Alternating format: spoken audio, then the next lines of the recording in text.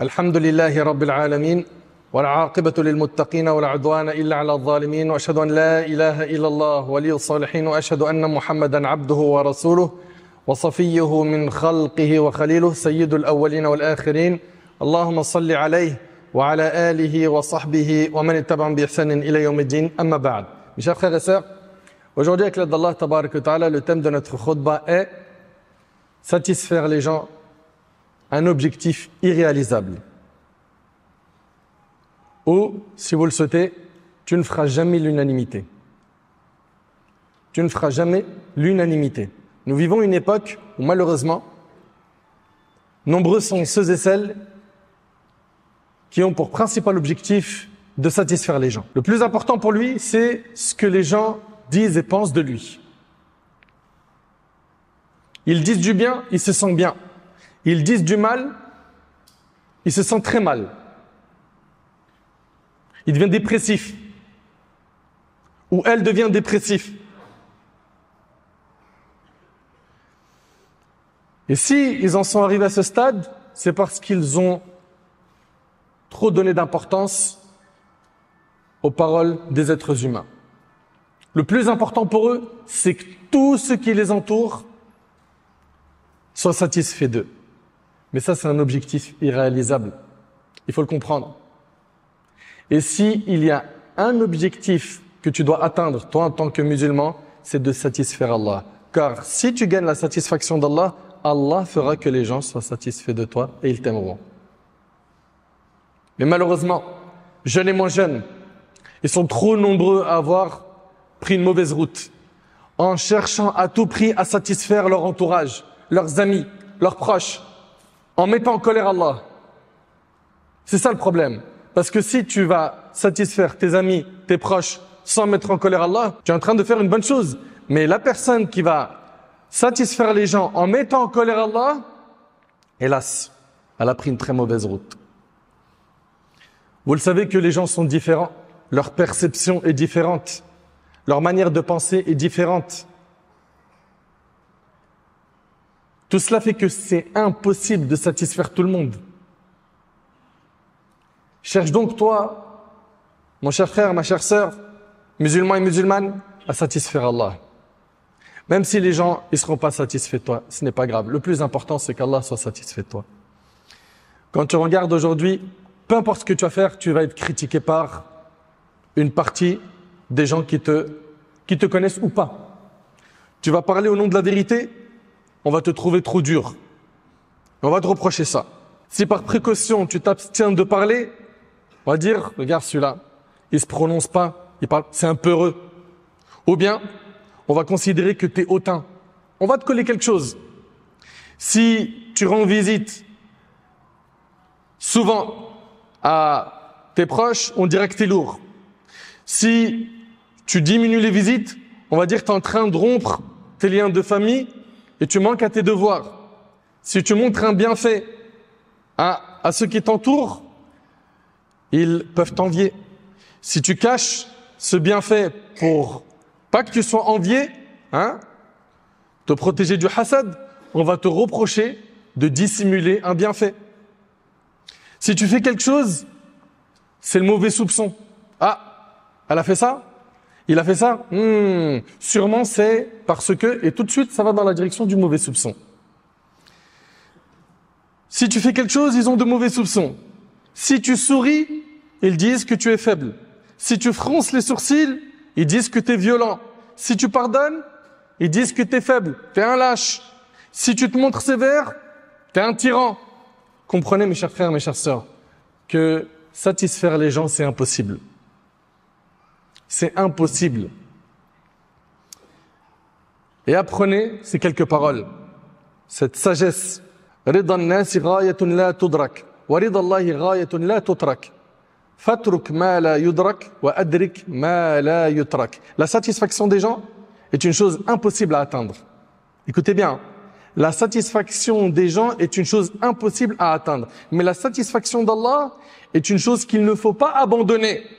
Alors, abandonne ce qui est impossible à atteindre et atteins ce qui ne doit pas être abandonné. Je répète. La satisfaction des gens est une chose impossible à atteindre. Tu ne pourras pas satisfaire tout le monde. Mais la satisfaction d'Allah est une chose qu'il ne faut pas abandonner.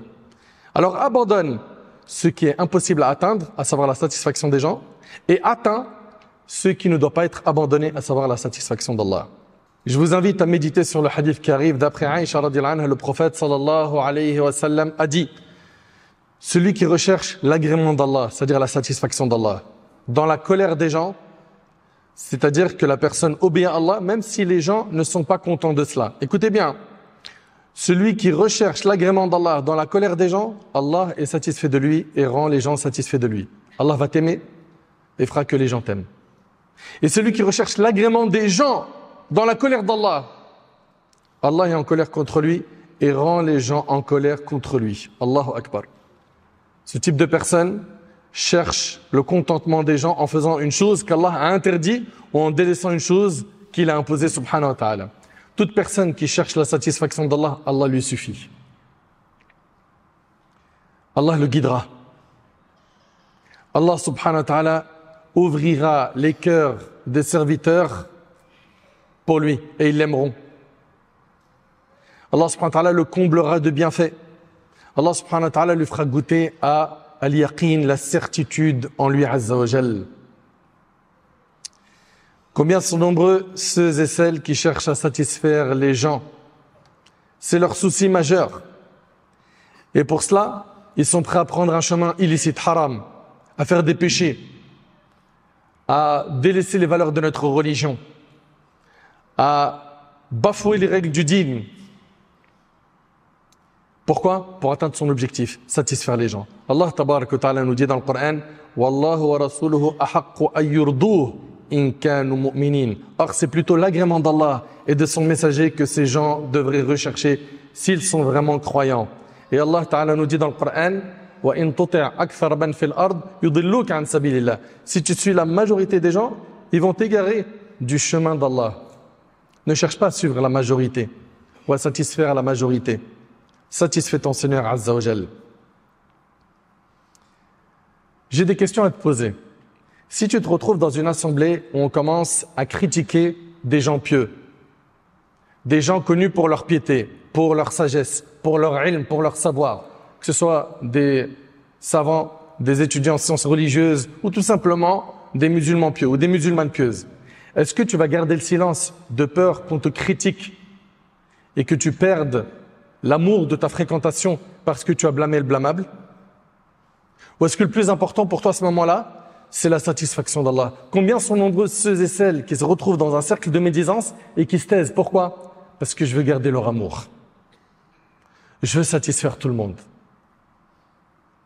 Alors que se taire face à un péché, ça fait pas partie du comportement du musulman. Allah tabarak wa ta'ala, il dit: وَإِذَا رَأَيْتَ الَّذِينَ يَخُوضُونَ فِي آيَاتِنَا فَأَعْرِضْ عَنْهُمْ حَتَّى يَخُوضُوا فِي حَدِيثٍ غَيْرِهِ وَإِمَّا يُنْسِيَنَّكَ الشَّيْطَانُ فَلَا تَقْعُدْ بَعْدَ الذِّكْرِ مَعَ الْقَوْمِ الظَّالِمِينَ. Lorsque tu vois ceux qui raillent nos versets,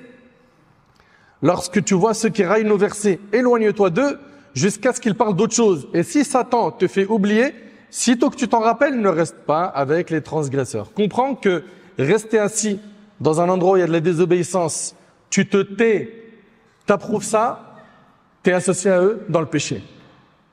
T'es associé à eux dans le péché. Allah tabarak wa ta'ala, il dit: وَقَدْ نَزَّلَ عَلَيْكُمْ فِي الْكِتَابِ أَنْ إِذَا سَمِعْتُمْ آيَاتِ اللَّهِ يُكْفَرُ بِهَا وَيُسْتَهْزَأُ بِهَا فَلَا تَقْعُدُوا مَعَهُمْ حَتَّى يَخُوضُوا فِي حَدِيثٍ غَيْرِهِ إِنَّكُمْ إِذًا مِثْلُهُمْ. Il vous a révélé dans le livre que lorsque vous entendez qu'on renie les versets d'Allah et qu'on s'en moque, de ne pas rester avec ceux qui s'en rendent coupables jusqu'à ce qu'ils parlent d'autre chose, sinon vous serez comme eux. Si jamais tu te retrouves invité dans un événement où tu sais qu'il y aura de la désobéissance, est-ce que tu vas y participer? Tu vas aller quand même pour satisfaire tout le monde? Ou le plus important pour toi, c'est la satisfaction d'Allah, et donc tu conseilleras avec sagesse, tu ordonneras le bien, interdiras le mal avec sagesse, et tu éviteras de t'y rendre. Plein de questions comme ça qu'on doit se poser. Est-ce que nous, on est prêt à voir la désobéissance et rester silencieux? Vous savez, Banu Israël, dans le Coran, Allah subhanahu wa ta'ala, il nous dit que s'ils ont été maudits, c'est parce que justement, ils voyaient le blâmable et ils ne le blâmaient pas. Et cela est relaté dans le Coran. D'où l'importance de faire très attention, afin de ne pas être chassé de la miséricorde d'Allah, de systématiquement ordonner le convenable, interdire le blâmable de la meilleure façon. Sufyan al-Thawri a écrit à Ibn Abi Dhi'b, qu'Allah leur fasse miséricorde. Il lui a dit, si tu crains Allah, il te suffira des gens. Et si tu crains les gens, ils ne pourront rien pour toi devant Allah. Alors crains Allah. Je répète, il lui a dit, si tu crains Allah, il te suffira des gens. Et si tu crains les gens, ils ne pourront rien pour toi devant Allah. Alors crains Allah. Un conseil global et concis. Est-ce que nous voulons satisfaire Allah en suivant les commandements d'Allah et du prophète sallam plus que tout, ou est-ce que le plus important, c'est de satisfaire ceux qui nous entourent?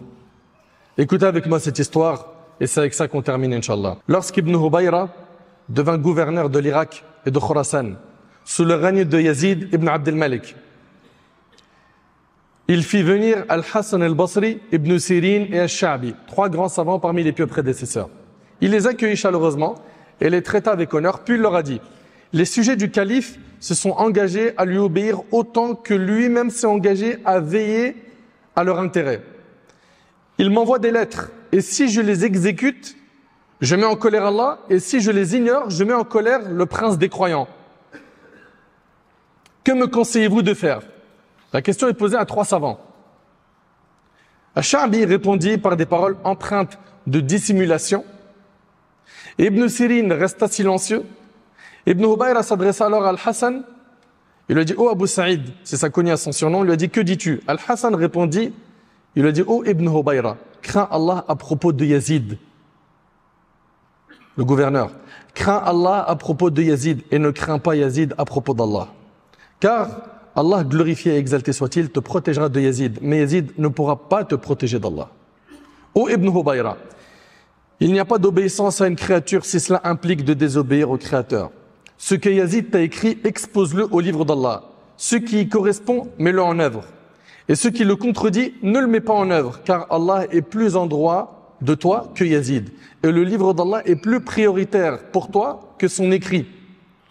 Al-Hassan continua de lui parler ainsi jusqu'à ce qu'il le fasse pleurer. Jusqu'à ce que Ibn Hubayra a pleuré.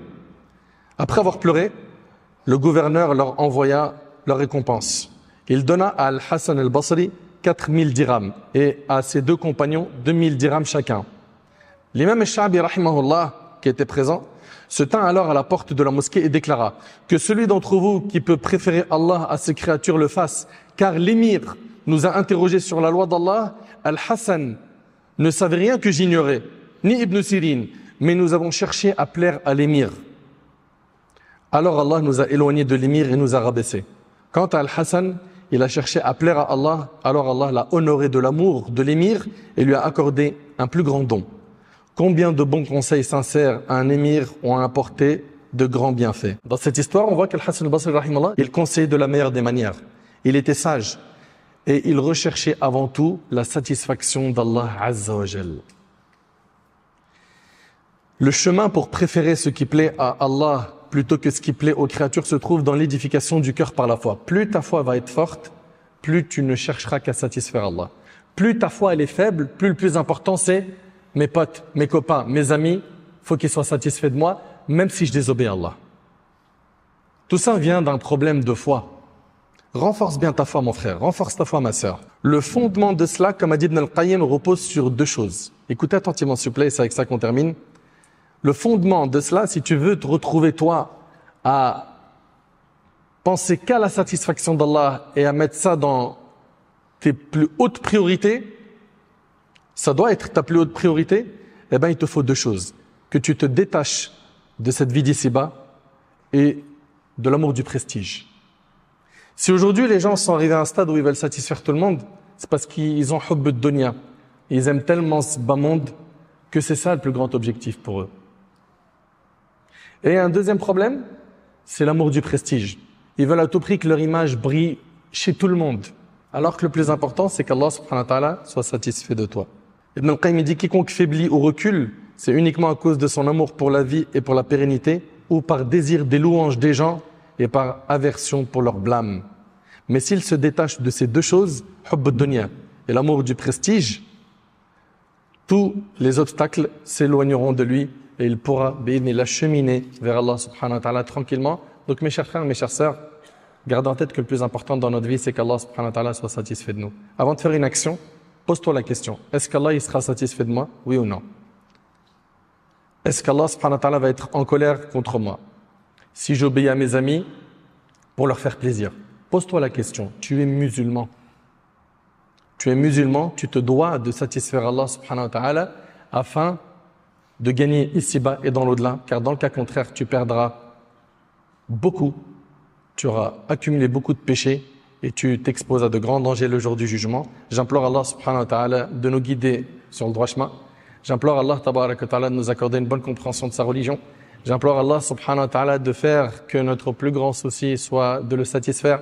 J'implore Allah subhanahu wa ta'ala de nous pardonner nos manquements. J'implore Allah tabarak wa ta'ala de nous accorder la sincérité, la véracité dans les paroles et les actions, la piété.